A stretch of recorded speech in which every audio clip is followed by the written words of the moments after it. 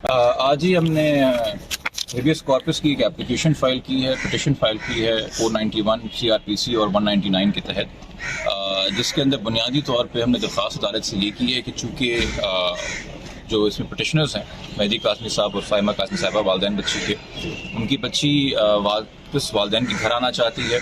इस हवाले से मेडिकल एक्सपर्ट्स जो हैं उन्होंने भी अपनी रिपोर्ट दी है, जिसमें उन्होंने कहा है कि बच्ची वालदैन के पास आना चाहती है। बच्ची ने खुद अनगिनत ख़त लिखे हैं वालदैन को, हर जब भी मुलाकात होती है वो ख़त देती है मज़ीद, वो भी रिकॉर्ड के ऊपर हैं। तो इसलिए, और चूँकि फैमिली कोर्ट के अंदर जो मामलात हैं, जो कि एविडेंस के पूरे मामलात हैं, वो बहुत टाइम लेते हैं।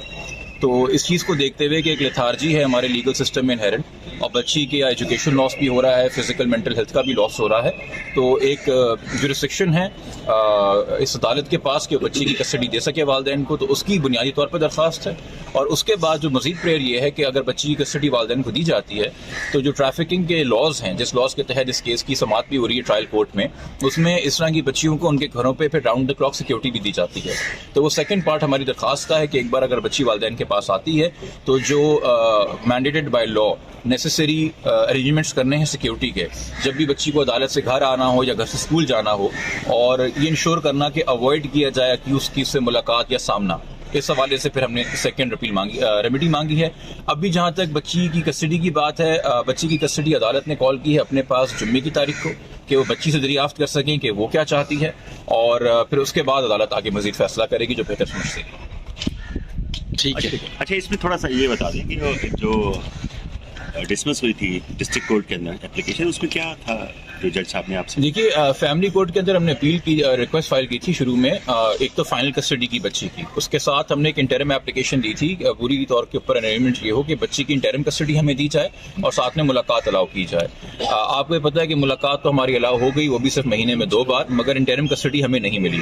उसकी हमने अपील फाइल की थी। फिर जो फैमिली कोर्ट की अपील जाती है सेशन जज के पास, वहाँ पे सेशन जज ने यह कह के अपील मुस्तरद कर दी कि जी under the procedure family court के जो अबूरी दरखास्तों पे फैसले होते हैं, इंटरम जो फैसले होते हैं, उनकी अपील मेंटेनेबल नहीं है। हमारा एक legal different point of view, उनका एक डिफरेंट पॉइंट ऑफ व्यू है। तो चूंकि वहाँ पे भी वो डिसमिस हो गई, तो इस वक्त हाई कोर्ट के किसी लेवल के ऊपर बच्ची की कस्टडी की कोई दरखास्त पेंडिंग नहीं है, तो इसलिए हाई कोर्ट की ये बेंच मजाज है इस बात की कि वो हमारी दरखास्त सुन सके। तो फैमिली कोर्ट की प्रोसीडिंग्स अपनी सेपरेट चलेंगी, वो चलती रहेंगी। 491 के अंदर हेबियस कॉर्पस के अंदर स्पेशल पावर्स हैं हाई कोर्ट में कि वो बच्ची के वेलफेयर को देखते हुए फौरन कोई इंटरिम फैसला करे कि बच्ची फौरन वालिदैन के हवाले कर दी जाए। तो जुम्मे को जब बच्ची आएगी, कोर्ट अपने आप को पहले मुतमईन करेगी, बाकी फरीकों को सुनेगी, फिर जो फैसला करना है वो फैसला करेगी। अच्छा, एक चीज़ दोबारा सुना लें। एक तो मुलाकात होती रहती है बच्ची से वालिदैन की, उसमें उनका क्या मौक़िफ़ है, क्या कहती है? और दूसरा, आपने खतूत की बात की थी, वो क्या है?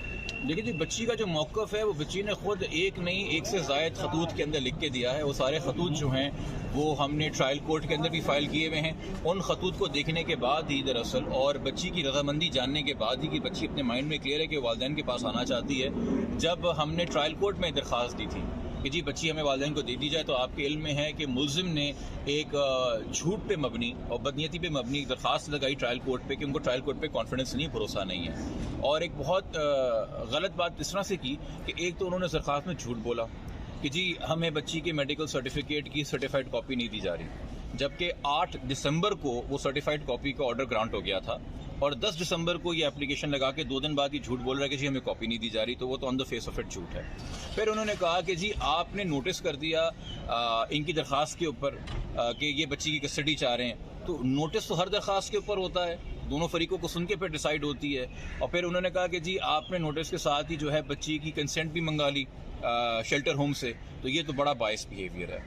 तो हमने उस वक्त भी जज साहब को याद दिलाया, और जब ट्रांसफ़र एप्लीकेशन डीजे साहब के पास चलेगी तो हम वहाँ पे भी एविडेंस रखेंगे कि 8 अगस्त को जब ये JM 26 के सामने मोहतरम जज के सामने केस था, तो इसी मुल्जिम ने एक दरख्वास्त दी थी कि मुझे बच्ची से मुलाकात करनी है, और उसके ऊपर बगैर हमें सुने हुए नोटिस हुआ था 11 अगस्त को, और 11 अगस्त को ही हमें सुने बगैर जो है उसके ऊपर कॉल कर ली गई थी बच्ची की कंसेंट। और हमने नहीं जाके कहा था JM साहब को कि आपका बायस बिहेवियर है या ये आप अनफेयर हमारे साथ ट्रीट कर रहे हैं। नॉर्मल प्रोसीजर की बातें हैं, एग्जैक्ट सेम ये प्रोसीजर, एग्जैक्ट सेम ये रिलीफ ऑलरेडी अक्यूज दे चुका है इस केस में अदालत से। एग्जैक्ट सेम चीज़ जब हम कर रहे हैं तो जजेस की बदनीयती की बात आ गई। तो फिर हम वो ये कहना चाह रहे हैं कि जो उन्होंने अगस्त में रिलीफ लिया था अपने लिए, या एप्लीकेशन ग्रांट करवाई थी या नोटिस लिया था, वो बदनीयती में मबनी था।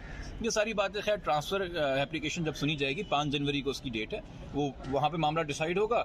फिलहाल ये कि 6 तारीख को अब यहाँ पे समाअत है हाई कोर्ट। ठीक है।